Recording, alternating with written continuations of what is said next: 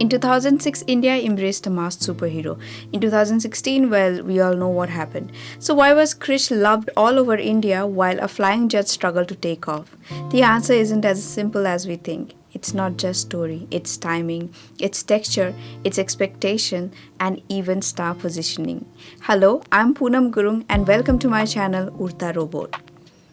And you might be wondering why I'm doing this comparison now. There are actually two reasons. First, A Flying Jatt recently became available on YouTube, and when I watched it again, it brought back a lot of nostalgia. It also made me rethink why the film didn't land the way it was expected to.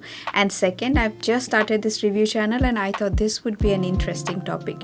Many people have already talked about the film's writing, direction, or acting as the reasons behind its reception, but I'd like to look at something more in this video. Emotional foundation versus fresh experiment. To begin with, Krrish wasn't born in isolation. It came from Koi Mil Gaya. We already cared about the world, we already believed in Rohit and his emotional journey. So when Krishna becomes Krrish, it feels earned. There's legacy, there's continuity, there's emotional grounding.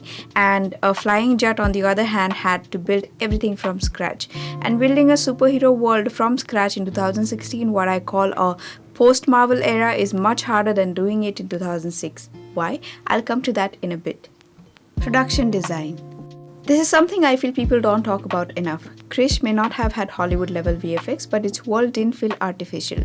The locations felt lived in, the tone felt immersive. There was an attempt at realism within fantasy. But in Flying Jatt, a lot of the production design feels very set-like. The colors are extremely bright, some environments feel staged rather than organic. It creates a slightly cartoonish texture. Now in 2006, audiences were more forgiving, but by 2016, after years of exposure to detailed world building from films like Iron Man and the entire MCU wave, visual immersion had become standard. If the world doesn't feel real, we disconnect, and that disconnect happens very fast. Tone. Krrish takes itself seriously. It wants to be epic, it wants to be dramatic, and it commits fully to that tone. Flying Jatt, however, leans towards playful, over-the-top, slightly gimmicky storytelling. Now here's an interesting thought.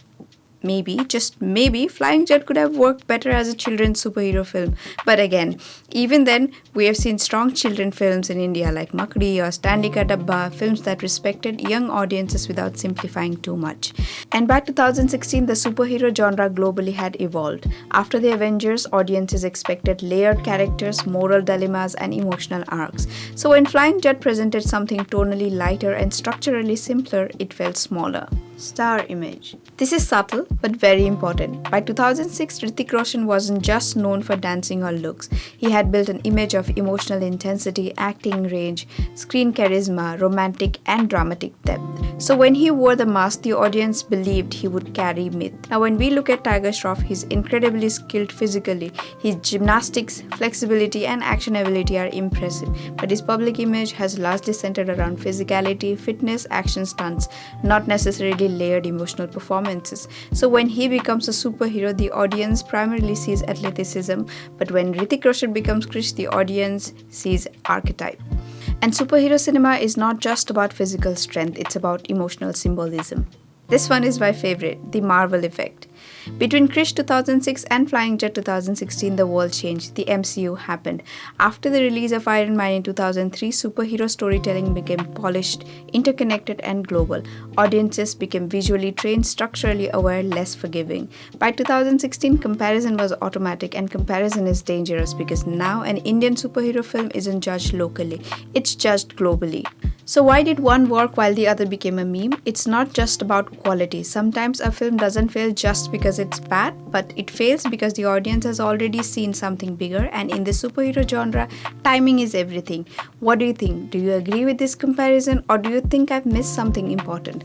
Let me know in the comment, and if you enjoy film analysis like this, subscribe to Urta Robot. See you in the next one.